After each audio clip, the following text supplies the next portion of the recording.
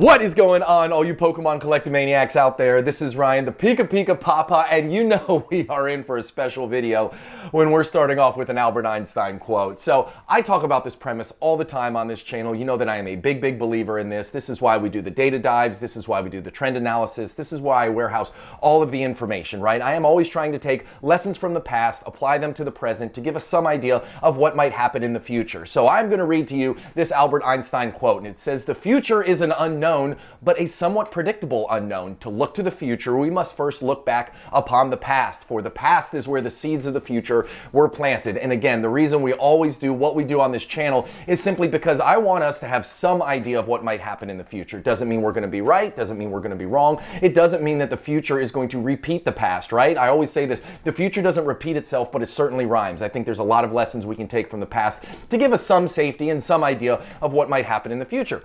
But the reality is, when you're talking about making predictions, this is what you usually end up looking like, which is a far cry from Albert Einstein, right? Like, I will say this, when you make predictions, usually at best you end up looking silly, and at worst you end up looking foolish. And if it was easy, everybody out there would be doing it, right? Like, if I knew what stocks were going to pop in the next 3 months, then I'd be making a ton of money doing that, and I wouldn't have to worry about going to my 9 to 5. I'd still do this because I love it, right? If we knew what was going to be the next hot in the Pokemon market, we would all be buying it now, right? And we wouldn't have to worry about all of this hunting and pecking and finding great products because we would just automatically know what it is. So the reality is, predicting the future is hard, but we can certainly use a lot of lessons from the past to give us some idea what might happen. And that's what we're going to do today. We're going to talk about Scarlet and Violet a lot. Listen, there's no urgency, there's no rush. I'm not saying that people should be investing in Scarlet and Violet right now. I think we have tons and tons and tons of time to wait until we get to that point. But just because we're not there yet doesn't mean we shouldn't be talking about it now, right? I always talk about having a monthly allocation for Pokemon. You should have money that you're going to spend on a certain product or whatever you're targeting that month.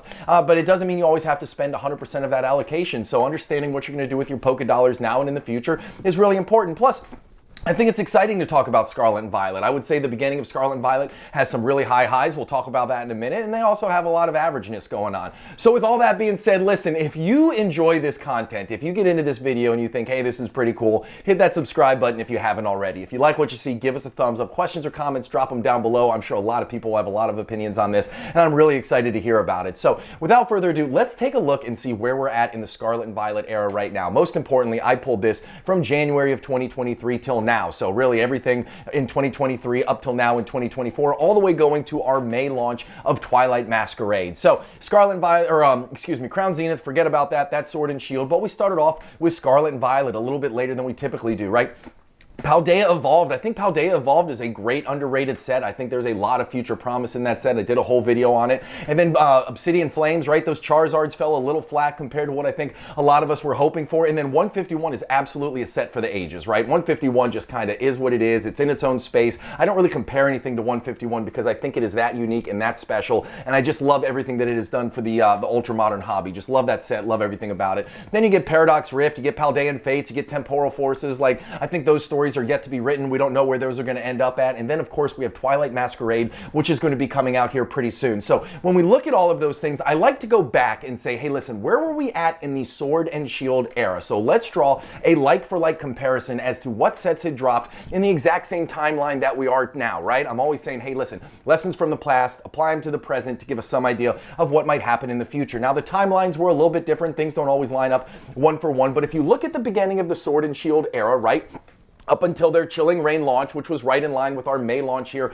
of Twilight Masquerade. You had Sword and Shield Base, which again, not a great set. Rebel Clash, again, not a great set. You have Darkness Ablaze, right? That Charizard fell super flat. It's like a $30 card nowadays. Then you got Champion's Path. Vivid Voltage was when the pandemic pump really hit the Pokemon market, right? Then you get Shining Fates. So Shining Fates was printed into the ground. My lord, you can still find it at MSRP all over the place. Same thing with Battle Styles, right? Battle Styles is a set you can still get on the Pokemon Center right now, and booster boxes are for like $110. Remember, Vivid Voltage, Shining Fates, Battle Styles, that was all in the middle of the pandemic pump. But then you get into Chilling Reign, and Chilling Reign is like a sneaky great set from the Sword and Shield era, although I'm not sure if I would call it sneaky anymore, right? Chilling Reign has gone out of stock at the Pokemon Center, and it has been going nuts from a booster box perspective, and it's got some really cool cards in there, although I will say it doesn't have a ton of the biggest and the baddest named Pokemon, right? Like, it's got some awesome trainers in there, although they're not worth that much. Obviously, it's got a great chase card in there, but Chilling Reign is one that is performing really well, and I think it's actually outperforming a little bit compared to what it is. So when we look at these sets, I thought it'd be really cool to talk about the average booster box price of these ones. So again, almost all of these are sold out at the Pokemon Center. You can still get battle styles, right? But the average booster box price of these sets right now is $167. And then I also thought it'd be really important for us to look at the average price of the top 3 cards of each of these sets. And the average price for the top 3 cards from these sets is $59. Now we had some cool things. Battle styles of when we started the alt arts here in the Sword and Shield space, right? You had the Sleepy Tyranitar, and then obviously we had some epic alt arts going into Chilling Reign. But I thought it was really interesting to kind of baseline ourselves. Now again, Sword and Shield is still pretty new. Further in this video, we're going to look at the same starting point for Sun and Moon, which might give us a better indication of what to expect way down the road. But I thought this would be a good jumping off point, right? So then we look at the back half, and this is where things get really exciting for me, right?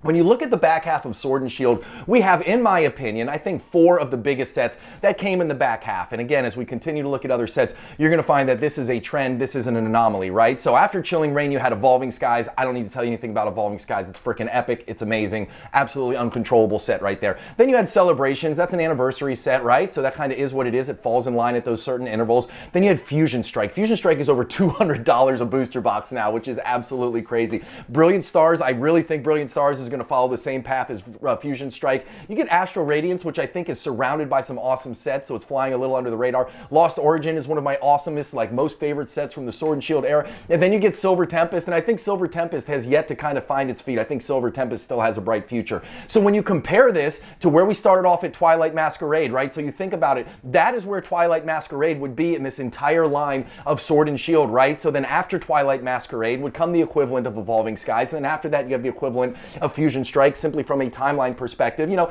I start to think, I'm like, hey, you know, maybe the back end of Scarlet and Violet, maybe it might not be as epic as Sword and Shield, but I'll tell you what, we certainly haven't had that big set yet as far as I'm concerned. We're still waiting for the next team up or the next Evolving Skies for Scarlet and Violet. So it's got to be in the back half. So I'm keeping that in the back of my mind as I'm thinking about the positions that I'm taking right now in the Scarlet and Violet era. So when you add the booster boxes up, the average booster box price of these sets is $222. Now remember, we were just comparing older Sword and Shield booster boxes to it, and the average of these booster boxes is up 133% versus the ones we just talked about. And then the average of the top 3 chase cards in this is $127. Obviously, that's being buoyed by some big chase cards in Lost Origin, Fusion Strike, and of course Evolving Skies. But again, it doesn't matter, right? We're just comparing eras, we're comparing timelines, and that is up 215%. You know, another thing that's really cool is this is when we started to see the trainer gallery cards get launched, and I think trainer gallery cards have a very bright future. Again, a lot of those sets that it comes from are still in stock, so we'll have to see what they end up being in the long run. Certainly more of them will be ripped and put into population,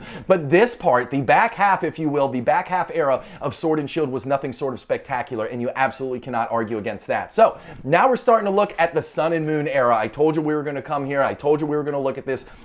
In my mind, it's hard to compare Sun and Moon to Sword and Shield, and especially to Scarlet and Violet, because they were just different times of collecting. I think we have way more collectors now. We certainly know Pokemon is printing way more cards. We don't know what language that is. They launched simplified Chinese, so of course, in order to launch in a new language, you're going to have to print more cards, and we've had a couple other languages come in. So when you look at the total Pokemon cards that are being produced, some of that is because they're simply producing it in other languages. But I will say this too, sealed collecting is a much bigger thing now than it was back then, right? Like getting cards graded by PSA is a much bigger thing than it was back then. But it is still interesting to see how these sets have performed over time. So this is the beginning right here. Now you'll see we start with Sun and Moon base, then we go to Guardian Rising. Again, 2 sets that aren't necessarily that fantastic. Burning Shadows gets all the love because of that Charizard. That Charizard in Burning Shadows is just something special. Shining Legends was a really good set too. I love that set. There's some awesome cards in there. Crimson Invasion, kind of wah-wah, right? And then, of course, we jump to Ultra Prism, which had the Lily in it. That Lily card is absolute fire. And then when we get to the May set from Sun and Moon, May of 2018, that is the one that we're comparing to Twilight Masquerade. Obviously, Paldean Fates, there was nothing there, but as I said,